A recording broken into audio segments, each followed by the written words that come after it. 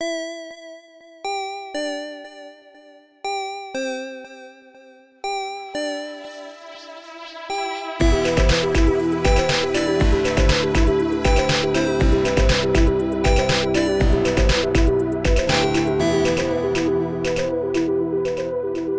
everybody, Rev here. Just a few things before we get into the episode this week.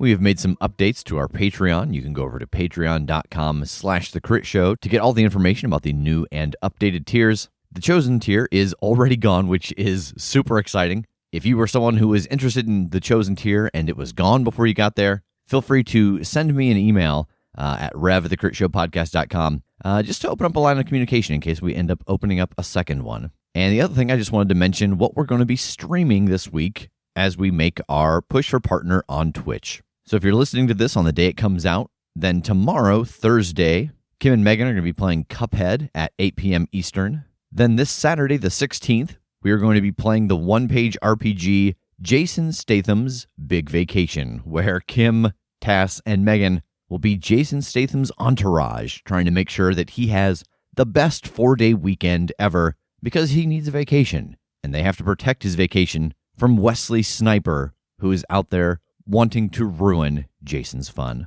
Then on Monday the 18th at 8 p.m. Eastern, we're going to be playing Truth or Draw, which is a game that Megan has played a ton. It is Uno, except every time you play a Draw 2 or a Draw 4 card, whoever had that card played against them, we have a random deck of Truth or Dare style questions. And we will get one of those questions, and we have to answer it. And if we don't answer it, then we actually have to draw twice as many cards as listed on the Draw 2 or the Draw 4. So we'll be drawing 4 cards or 8 cards if we choose not to answer the question that comes with it.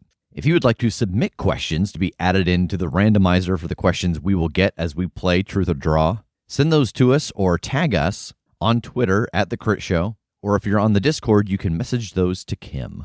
And then on Thursday, the 21st at 8 p.m., Megan and I are going to be sitting down to do some Goose Crimes. We're going to be playing the co-op version of Untitled Goose Game, and Kim is going to be running the chat, and we're going to be doing some Twitch predictions, which lets you wager your channel points as we go through different areas, and we make a prediction as to, who will get the farmer wet first, or who will end up with the bell. We'll have different predictions that will come up that you can wager on, and earn some more channel points, which we're going to turn into points that you can use for some things during streams in the future. So again, that is this Thursday, Megan and Kim with Cuphead. Saturday the 16th, Jason Statham's Big Vacation, the one-page RPG. Monday the 18th, Truth or Draw.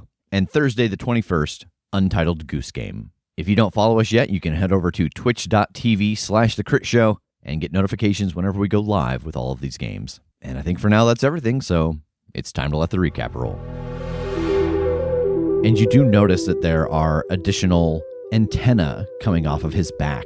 One of them looks very familiar. And you see that what he is showing on his face is grief, but that his one mechanical eye is looking at Megan, and you see the red glow in it starting to get larger and brighter. I'm gonna step and turn, putting myself between Jingles and Megan and kind of like covering her. Margaret is standing. She has got a gun in her hand that she has drawn from a spring clip under her desk, and she is not quite sure where to train it. What's going on? Somebody's put bad tech in Jingles. Oh, God. I think our secret's out. We had a bit of a tussle with Jingles. He did shoot a laser beam at us, so I think the mole knows what's going on. Me and Megan are kind of thinking we need people here to keep a close eye on whatever's going to be the most vulnerable when we drop these protections. All right, so Jake, you set this magic off. You take 2 points of damage, 1 for the magical backlash and 1 for pushing yourself while you are unstable. But as you fall to the ground, you see an image appear inside of the circle. Jingles steps into the elevator on the 4th floor. It goes down, and as it goes down, smoke starts rolling in through the air vent, and a person appears. It's Natalie, and she hands Jingles a file and then turns into vapor again and exits the vent.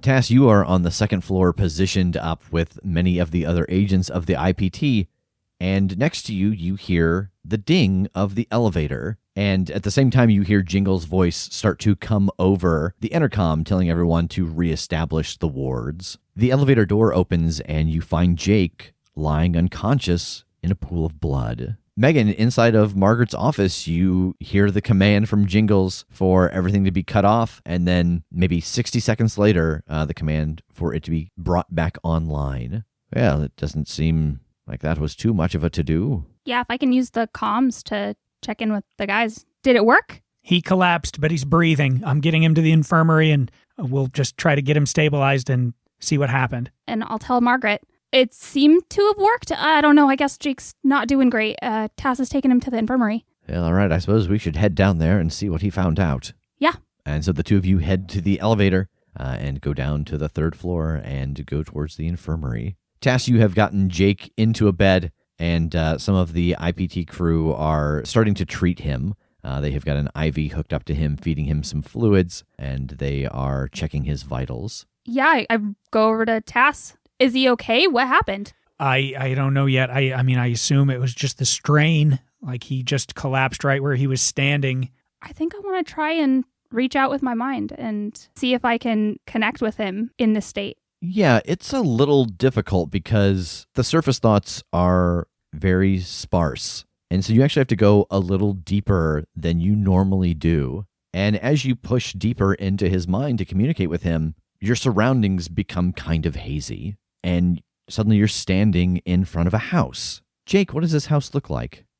She sees kind of like a little bungalow house, like a relatively small place with big windows on the front and kind of wrapping around the sides, and like a little porch area that you can access from a couple sides of the house. I think she can just hear water lapping somewhere off in like the nebulous distance. Is there a hammock on the porch?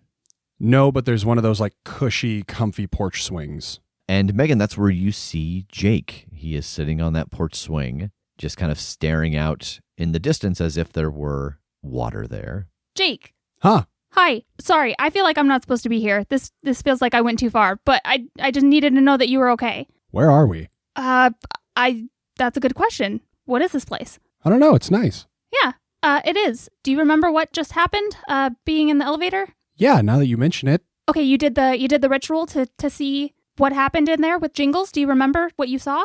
God, that sounds really familiar. Let me think about it. Come on in. Okay, yeah, follow him in.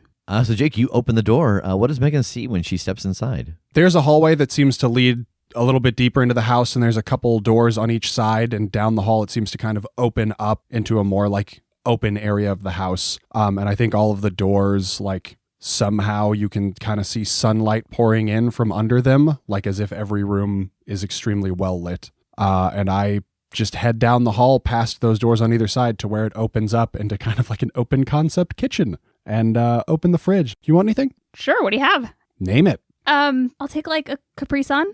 I pull out a Capri Sun.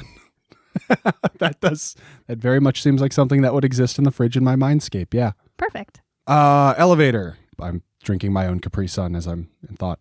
Yeah. There was like smoke. Did the elevator catch fire? Did I start a fire? I don't think so. Tass didn't say that. No, the smoke came in through the vent. In through the vent? Yeah. And then it like took a shape. It was a person. The smoke turned into a person. Yeah, the smoke turned into a person. Who was it? She looked so familiar. Natasha? Natalie? Natalie. Natalie sounds right. And you know her? Yeah, Natalie. She's the one who reported the vampires in Hawaii to us. Vampires in Hawaii. Okay. Natalie, vampires in Hawaii. Okay. Listen, you got hurt pretty bad, okay? You're being taken care of. Everyone's with you and you're going to be fine, but I think you just need to chill for a bit, okay? And rest here. Can do. This place rules. Yeah, it's pretty cool. And I'm trying not to like look around a whole lot. I don't think I've ever pushed this far into somebody's mind before, and this feels real invasive. Yeah. But I really do have to go back and get this information to everybody else before Natalie, yes. Okay, Natalie, before whoever that is gets away. Is there anything else you remember that I need to know? She turned back into smoke and went back out the vent. Okay. Anything weird about the smoke? Was it like really thick or really thin and wispy? No, it was really thin. Okay. And when it turned into her, did she look like a person? Did she look like a monster? She just looked like Natalie. Okay. I can't think of anything else. If there's nothing else that you remember that seemed weird other than the obvious, I'm going to go and I'm going to get this back to Tass and Margaret. Okay, you want an ice cream sandwich for the road? Oh, I really do. Really, really do. Do you have like the generic kinds? Like just the Kroger brand? Yeah, like the most generic ice cream sandwich I think tastes better. I mean, obviously I'll take whatever you have, but Yeah, being awfully choosy in here. you said name it when it came to drink. In my head, the most generic ice cream sandwich is like super cheap ice cream and 2 pieces of like bread. A scoop of ice cream on wheat. I'll hand you a generic. They're the mini ones. They're like the little ones. I like the mini ones better. Perfect. Can I get 2 of those? Yeah. Yeah, I'll hand off 2. All right, good luck. I'll see you later. Yep. Sounds good. Okay. Hey, close the door on the way out. Oh, yeah, of course. Cool. And I'll close the door behind me. And I think I just kind of release myself from this feeling of trying to go into his mind and pull back away from it to myself. And you find yourself standing back inside of the infirmary. Oh, okay. So, I just reached out to Jake's mind, and he's in there. He was in like a house. He's okay, but I did get to talk with him. Okay. And I just look at him and Margaret, and I say, Natalie? He said it was somebody named Natalie. Natalie what?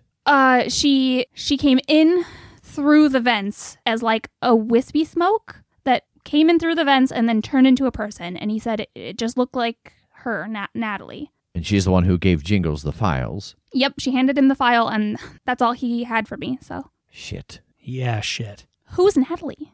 Natalie is one of our field agents who, about a year ago, brought back a couple of other agents who had been turned. It's where this team went to Hawaii and encountered Eston and his ghouls. She went on to become the lead of our engineering department, and she's now stationed on the Eye of Ra. What's the Eye of Ra?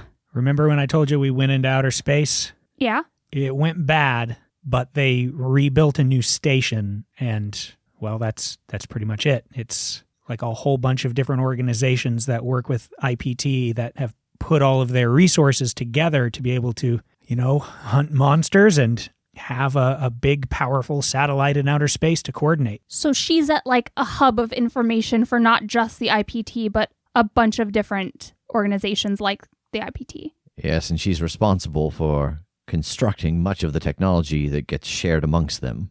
So she's on the space station. When?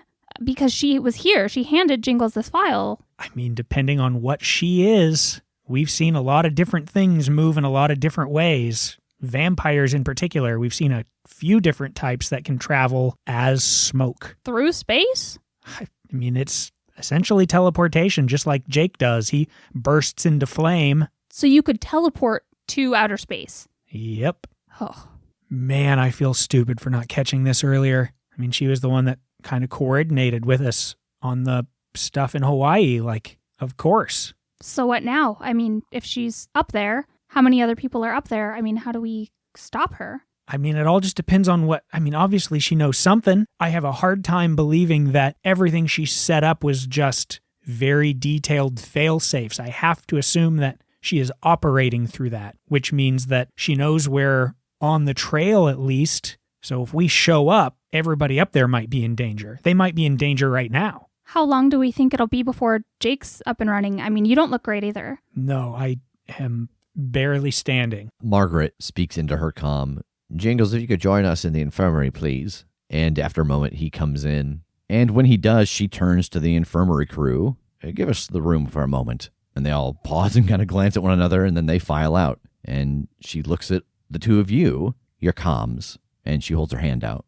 I'll hand him over. Yeah, give him over. And then she goes over and she grabs the one from Jake's ear and her own, and she drops them all on the ground, and she stomps on them and grounds her heel. And then she looks back at Jingles. Your focus, Jingles, needs to be on making this building self-sustaining. We're not connected to anything else. Nothing else is connected to us. Yeah, but... And she glares at him.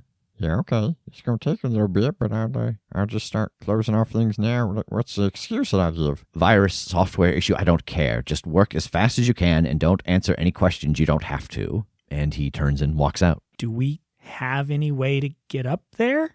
I mean, we reestablished the teleporters to get crew back and forth. Okay. I mean, if she's going to be onto us, she's going to know that we're going to use that. Anything else that goes up there are rockets, usually filled with supplies or gear. So they built the Eye of Ra with at least some of the parts from Horus, right? Like, if there are any of the sections that they had used that Jake had been in, could he, in theory, teleport to one of those? I mean, I know they probably have the wards and stuff set up in each, but, I mean, the thought is sound, maybe? Yes, protections to... And she walks over to the door and starts looking at the wards built onto the room. They've got protections up there. We've got protections here. Whatever Natalie is, why is she able to get from one to the other? Why can she be in here? Oh, shit. I want to look at any of these wards and stuff and see if anything is out of whack from how I think it should be and how I've seen it before. See if they've, like, maybe manipulated it somehow to have a loophole. Roll Investigate a Mystery. Okay.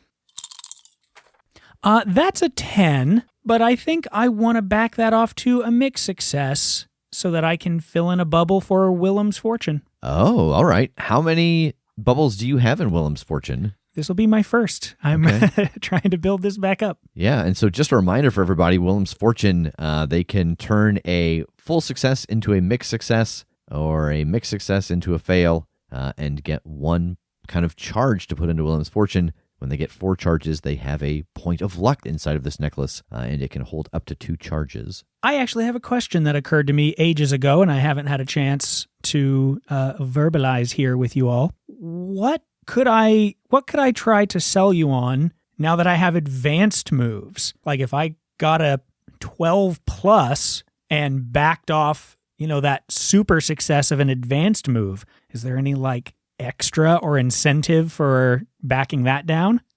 Yes. Oh. But not the way you think. Oh, no. I think that you can back a advanced success, a 12 plus, down to a fail, and it will completely fill one of those points of luck. Oh, damn. Okay. Oh, my God. So sacrificing that in any other tier doesn't do anything, but sacrificing that all the way down to the fail supercharges it and fills that luck. Because you basically are doing the exact opposite of luck. You are going from the best possible success to absolutely failing what you have tried to do. So it will store that success for you to use later. I dig it. Okay. What became of TJ's Willem's fortune? That's a phenomenal question because obviously it was lost when he died, whether it fell in the snow, whether he lost it in the scuffle. But you do know that Willem's fortune is still working. Oh, no. So someone who is familiar with the other 6 of you does possess it. This cannot be. I can't believe this. Because Tass has used his point of Willem's fortune recently. But yes, so the fate of TJ's Willem's fortune is unknown, but you do know that it is still working. Well, I have one more question for you. Yeah. What's being concealed here? So as you start to look through the runes on the building, you compare them to the photos that you have from the Eye of Horus. You compare them to the ones that you have photos of from Rev's place. You guys have kind of collected a plethora of images of different runes. And the thing that is being concealed here is that there is a ward that you know that Rev has in his area that protects against different kinds of cryptids. And each angle of the symbol on it represents a different cryptid. You see that one recreated here, but there's a line missing from it. And the line missing from the ward represents vampires. Oh. Hey, look at this. Like, the symbol specifically for vampire just isn't there. Well, that's quite an oversight. Yeah, I'd say so. Well, I'm going to go let Jingles know about this and contact a few of the other locations to make sure they check their wards. And she leaves, and she sends the infirmary team back in. I think my first thought is to tend to Megan, but I don't know that I can. Can I? Like, if I have medicked once or done first aid at all, but she hasn't taken a new injury, I can't just do it more later, can I? Oh, that's right. They have to take a new injury for you to be able to medic them. Yeah, I think so. And like, I don't know, now that I'm at IPT 2, having interacted with Megan so much and seeing this like bizarre internal damage that she gets or whatever it is that hurts her when she uses this, I think I would just be trying to stock my pack with like better supplies to to help that specifically too. I don't know what that would be. Yeah, so I think it's, that your med kit before was a lot of gauze and different ointments and staples. And I think that you can replace some of that stuff with needles that have, again, kind of the different iron boost and just things to help get her metabolism and her levels right. Whatever it is that's being expended from her when she does this to kind of help make her feel whole again. Nice. Cool. I think I turn to Megan again. Okay, we have another option here because I'm really feeling like time is super important. Obviously, this stuff is moving, and my guess is Natalie knows at least some of what's going on, if not all of it. So we got to figure out a way to get up there, but ain't none of us doing very good right now. Yeah. So we have what's called werewolf serum. Please tell me that that's just a fancy name. I can if you would like. It's kind of gross, but it is what it is. It is a mix of regenerative werewolf blood and like they imbue it with some sort of time speed up magic or something. And it just makes you feel real good, but it can get addictive. And if you take too much in a short span of time, what happened to our buddy TJ can happen. You kind of go halfway between werewolf and regular person pretty much permanently. That's why we don't carry this stuff in the field anymore. It's like emergency situation only from here on out. What do you mean time speed up magic? I wish I could even remotely describe that to you, but that is not my thing. I don't know, Tass, that sounds really dangerous, but I mean, I guess if we don't have any other option. You always have the option. I'm making an executive decision for me and Jake here because he's out and I don't know what else to do and we can't get there without him, but you always have a choice. Yeah, but time speed up magic? Like, is that like it takes time from the rest of your life? I mean, my guess based on kind of how it was described is that it is used to speed up how quickly the werewolf like blood regenerates because it already, they regenerate pretty quickly, but not instantly. So this enhances that sort of. I don't love this. How much do you have to take for it to become addictive? I mean, I wouldn't take more than one a week. Like maybe not even that. Like again, I stay away from this unless we have to go now. And this feels like a we have to go now situation. Do I have to decide right now? Well, you have to decide before Jake and I figure out how to get up there. Can we not take it with us? Take it with us. I just mean I want to go into this healthy. Like I don't want to get up there and it be chaos and Natalie have a trap or something set for us right now. If I go up there and do that, I mean, she's just going to kill me. I don't think I'm going to take it. I understand why you need to. That is absolutely 100% understandable. And I'm going to go to IPT's put in the order over-the-counter area here and call the CVS in here. Yeah, so you look over at one of the lab techs and, they have overheard a bit of this conversation. You give the nod and they go out and come back in with 2 of the hypodermic needles filled with the werewolf serum. Can I use the first aid move on myself? Yes, can you remind us how that works? Like not the move that Tass has, but the mechanics in the game? Yeah, 1 to 3 harm wounds improve when you receive first aid and later when you rest. Heal 1 when you do. Yeah, so I think this counts as resting, that you can heal 1. I assume I should deduct some gear points for the serums. Yes. Are you getting 3 or just 2? Just 2. Okay. I'll pay the extra for the non-little packet of them. Okay. All right. First, I'm gonna hit myself with 1. All right, you are completely healed and stabilized. I think I'm just standing over Jake with the other one. I think I just do it. Jake, you are sitting inside of this little cabana on the beach, and you fly out of the living room into the sitting position. Suddenly very awake. You feel amazing. What just happened? I'm sorry, man. I had to serum you. What? Okay, do you remember? Do you remember everything of what you saw? Which part? Before I was in my idyllic cabana? Or during? Or after, which is right now? You've ripped me from paradise, Tass.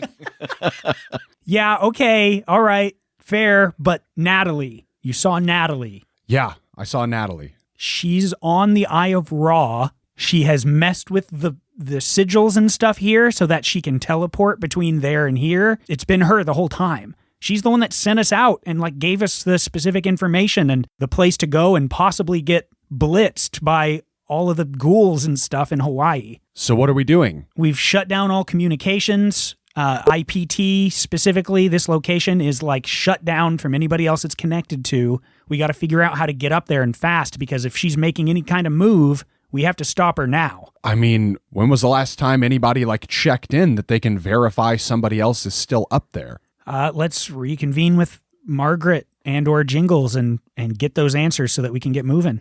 I start ripping IVs out of myself and grumbling about Capri Suns and hammocks. And ice cream sandwiches. Ice cream sandwiches. Oh, I can't believe you reminded me. And yeah, I think I'm going to trail after Margaret. Yeah, follow. So you all head back up to Margaret's office, and she has just hung up on a phone call. Good. You all look like you're ready to go. Yeah, pretty close. We're going to get some information from you. I'm going to reset the sigils, or maybe Jake should, so that they protect against vampires, so she at least can't get back in. And then we need to figure out how we're getting up there. Is there a way we could fix the sigil so that she could get back in, but then can't get back out?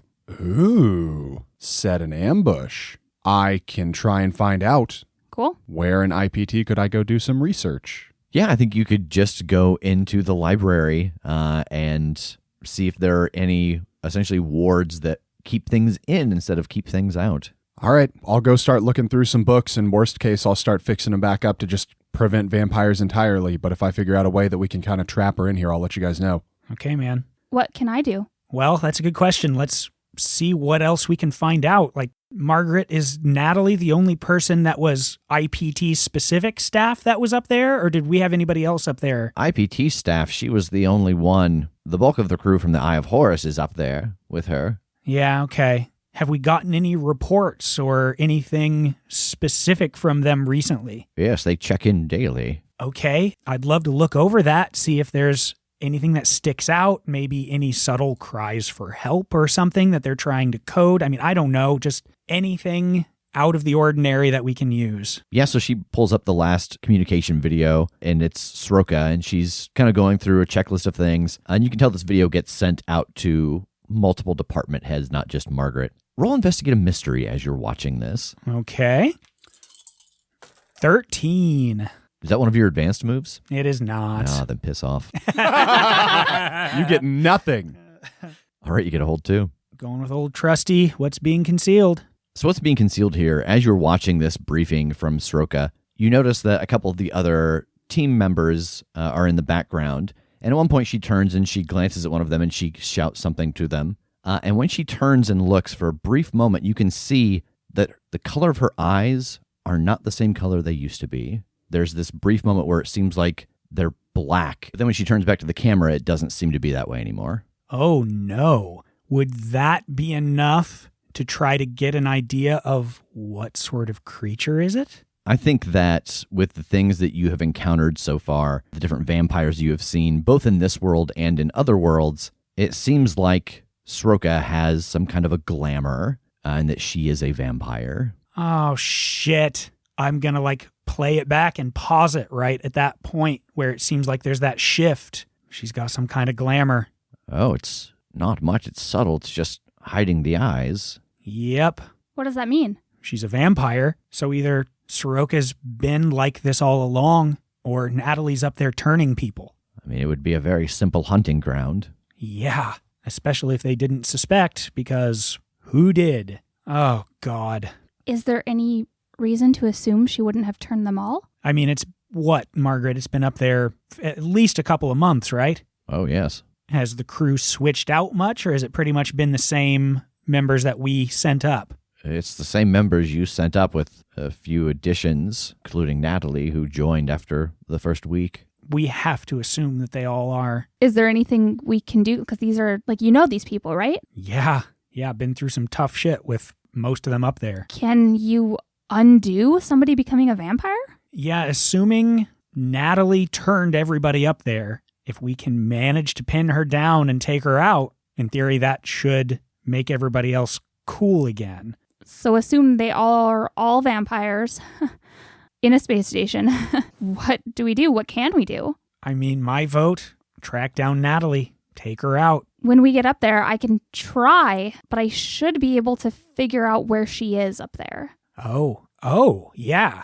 Okay. Yeah, and if I can pinpoint exactly where she is, Jake's doing this research. If he can figure out how to trap something with these runes instead of keeping them out, maybe we can contain her or them or whoever we need to the space station, right? Yeah, absolutely. God, because I can't imagine with what's going on that there's anything we're going to be able to say to get her to come back here. And I think it's probably safest to operate under the assumption that she knows all of it. I think maybe we got to go see what Jake's found out. Yeah. Margaret, real quick. So we have this teleporter pad, right? Like we have that. We have the deliveries of supplies and stuff that also go up. That's pretty much our only two options, right? Yes. Do you have any idea when the next one is supposed to be reaching them or where it's leaving from? I'd have to look. I'll be honest, I don't keep track of food and equipment shipments up to the Eye of Ra. Yeah, absolutely. Fair. Okay, we're going to check in with Jake, see if we can pull this thing off, and then we'll kind of reconvene and figure out that schedule if that's the way we want to go. All right. Yeah, and we'll leave the office and head down to find Jake. All right, so Jake down in the library. Roll investigate a mystery as you go through these ancient tomes. Boxcars. Nice.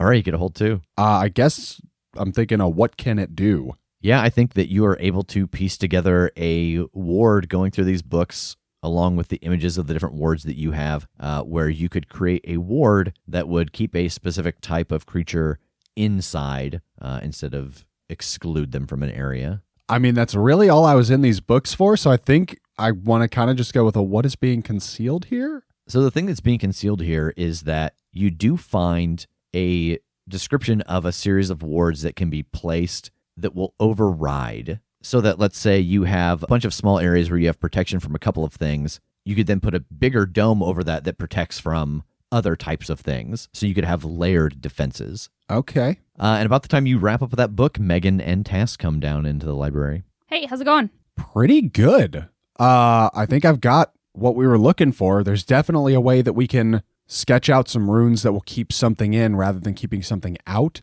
And I also figured out a way that we can kind of do like a shell outside of a shell, that we could put one set of defenses outside of another set of defenses. So it kind of seems like maybe we could put a broad kind of umbrella around the space station as opposed to like within the runes within the space station. You know what I mean?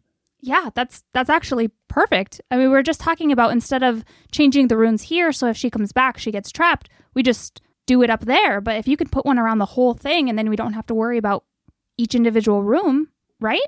As far as I can tell. What did you guys figure out? Well, we're really just trying to weigh our options on how we're supposed to get up there if that's the path we want to take. Oh, also, all your friends are probably vampires. At least one of your friends is a vampire. Right. God, we watched one of the reports from Sroka, and she has absolutely been turned. Just with the amount of time that they've been up there, probably everybody's turned, and Natalie probably knows at least the bulk of what's going on down here. Fuck, okay. But we know we can turn a vampire back by killing whoever turned them, right? Yep. So we're assuming Natalie turned everybody on the base. We think Natalie's been bad since Hawaii. Do we have any idea yet what happened to her? You mean like the person that turned her into a vampire? I mean, they're not necessarily turned. Some vampires are born vampires. Oh, what? Yeah, there is like a natural, like a bloodline progression that can result in a vampire, or like the conventional bite and turn type deal.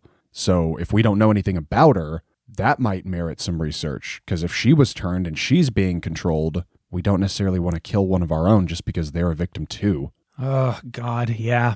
How would we possibly find out that information? I mean, I could go chat with Ori. Who's Ori? He was a vampire that we met in Hawaii, and he was kind of part of the bad guys, but he wasn't really a bad guy. You know, like Wreck-It Ralph? He was actually pretty cool, so we kind of got him out and squirreled him away where he would be safe, but he might know what happened to her. Yeah, that's fair. Maybe go check with him, see if he knows much. I mean, I know really up until they destroyed everything in Hawaii, he was in the dark on a lot of stuff, but he did get a little bit more when they started putting him in the field. I'm going to check again on some of these like times and paths of when they send up supplies, maybe see if that's a good avenue. And well, let's meet back up and figure out our plan. Also, I would love to have an exit strategy as well, because we're thinking of ways to get up there. How do we get back? I mean, last time we were up there, it was as easy as marring some of the runes that prevent my teleportation, and then I could get out. Oh, okay. Well, that seems easy enough as long as you're in a state to do that. I don't know exactly how long I'll be in Elnor, relative to here, so I'm sure you'll have plenty of time just in the time it takes me to ask Ori a few questions to figure out whatever you need to figure out before I get back. Okay. Sorry, again, Megan, time passes weird in Elnor, so... What's Elnor? Okay, yes, good. Elnor is a different world that we got pulled to at some point bodily, which is why I can kind of go back and forth now, because me as myself has been there, and it's full of magic, wood nymph, fairy folk, and we hid our vampire there. Oh my God, that sounds amazing. Yeah, I mean, if you want to go, if you don't have anything else that you need to work on with Tass here, you could come along and at least see the place. No, I'm super useless right now. Yeah, are you good? Yeah, Tass? yeah. Okay, cool. It's really pretty. If I can go, that'd be amazing. Okay, yeah, sure. All right, so Tass, I'll be back as soon as possible. Sure, no problem. Oh, Megan, make sure to tell Ferguson that I said the cowboy walks at midnight. He'll know what that means. Okay, sounds good. Got Okay. it. Cowboy walks at midnight. All right. And I'll head outside the building and then try and take us to, I guess just specifically to Ori. All right, so Jake and Megan vanish in a burst of fire. You appear on the parapets outside of the royal chamber in Elnor. Ori spins around and knocks an arrow at you. Oh, holy crap, man. Sick, you're into archery now? Yeah, there's some really cool stuff to be learned here, man. And you can tell just looking at Ori, he's in pretty good shape. He was not in bad shape before. His beard is much longer. It's very dark. He's wearing most of a shirt. He looks pretty ripped. Man, that's very cool. I'm pretty jealous. Hey, this is Megan. Megan is part of the team now. Megan, this is Ori, our good friend and vampire. Oh, hey, how's it going? Good. Nice to meet you. Oh, yeah, you too. Hey, man, we got so much to catch up on. I wish we had time, but I went to a different world where you were there and you had like big spike fuck off knuckles, and it was so radical. We'll talk about this later. You know how time passes real weird here. I'm kind of in a hurry. Oh, not anymore. What? Ferguson, he fixed it. Fuck yeah, we could just like hang out here? Yeah, it's like we're on the same time. Oh my God, yes. I mean, that probably has some negative ramification, but I can't think of it right now. Like, this is just cool for me. That's kind of what Ferguson said too. He thought like... But he thought it would be better for us, like in the long run. They just kind of like, well, you know what? I'm not even going to try to explain it. Let's just go. Let's talk to him. All right. Okay. You got a minute? We got to go. What do you want? I was so excited to see you. I forgot to ask. We can walk and talk. Let's walk and talk. Okay. Yeah, so I'll follow him to wherever we're going, but as we go, I'll say like, so do you remember when we first came to Hawaii, did you remember Natalie? She was one of our agents, or at least supposedly she was. Oh, they had the two people with her that got turned. Yeah. Yeah. What was her deal? Was she actually, as far as you know, was she just an agent of ours? Yeah, as far as I know. Why? Because it turns out she was a vampire. Oh. She's the one that kind of lured us there. Oh, yeah. No, I didn't know that. And you really didn't know that, right? This isn't a compulsion thing. Oh, no. Like, since I've been here, I haven't been feeling that hold over me and stuff. In fact, I'm actually, like, remembering things that I think I'd been made to forget every now and then. Oh, nice. Yeah. And he opens the door to the room of magic. The first thing you notice is that this room is much larger than it was before. It used to just be the one ring of the runes that collected the magic. There are like a dozen of those now. This room has been expanded in a huge way. And Ferguson is moving around between some of the circles. And in two of the circles, you see the glowing blue image of Reeves. And in another one, you see the glowing blue image of Rachel. Well, good to see you. Good to see you too. What is happening in here? Oh, well, wonderful side effect that I wasn't thinking about, but when Tass took that necklace home with him, anytime he encounters magical energy, it seems to just be feeding over here. So we've just been storing it up. I've built new runes, we're charging them. I even found a way to use some of the ambient magic to make our days and our nights the same so we line up with you. And at one point, these two, pretty close to one another, just popped up inside, and Reeves turns and she looks at you and waves, and as does Rachel. What? This is extraordinary. Yeah, it's been kind of weird being over here, but it seems that whatever I was made of, got pulled into that necklace that Ferguson made because I guess magical energies here and magical energies there maybe aren't exactly the same thing, so it doesn't seem to really care what it pulls in over there, but it sent us over here, and so, hi. Hi. Hi to both of you. Hi to all of you. Oh my God. All right, Megan. Hey, more exposition here. So, Reeves was actually one of the people on the space station, the original one that we're talking about. And she, oh, this is awkward. She what, Jake? Is here now. And for a time, we actually kind of had her spirit in a gem, and then suddenly we didn't, and we never really knew what happened to it. And likewise, Rachel was in Hawaii and was a vampire. Yeah. And she also is here now. And for a while, she was in Tass's brain, which is another whole thing. And I guess she's not anymore. Do you remember like what you were and then you weren't? Do you remember what happened really? It was kind of a slow transition. Like I remember losing little bits every now and then of like seeing through his eyes until I was suddenly here. Like there was a midway point of seeing here sometimes and seeing there sometimes. And I remember trying to talk to him and not being able to get the words out. Huh. Well, I wonder what makes Tass what he is now without you. Yeah, we actually talked about that a little. And I think the same way my astral projection was pulled here, I think that's what happened to Rachel too. That magical essence of Rachel stayed with Tass because it was firmly powering that gem in his mind, but the persona of Rachel, the soul, the spirit, her collection of thoughts or feelings, whatever you want to call it, the gem didn't need that, and so it was absorbed, and here we are. Oh boy, this has gotten so much heavier. I expected this to be just a quick in and out, get an answer to a question.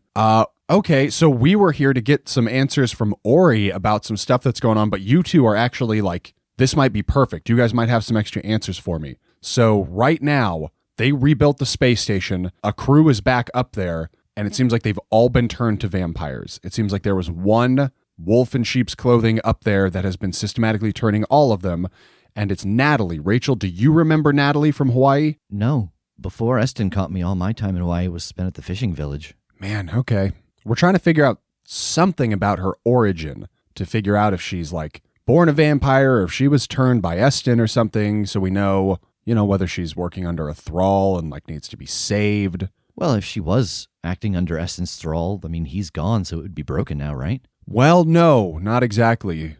Somehow Eston is back. What? How?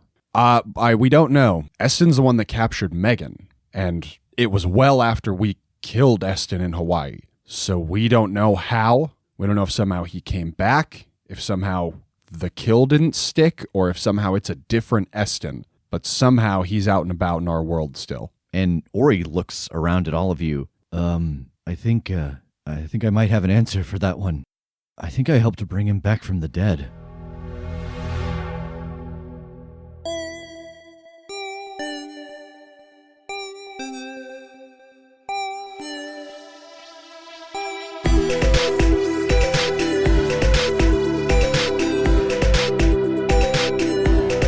The Critshow is a Critshow Studios production, edited and produced by Brandon Wentz with music by Jake Purley. You can find more information about us at thecritshowpodcast.com. To keep up to date with upcoming live shows, contests, and other special events, follow us at The Crit Show on Facebook, Instagram, and Twitter. For even more weekly content, join us at patreon.com/thecritShow.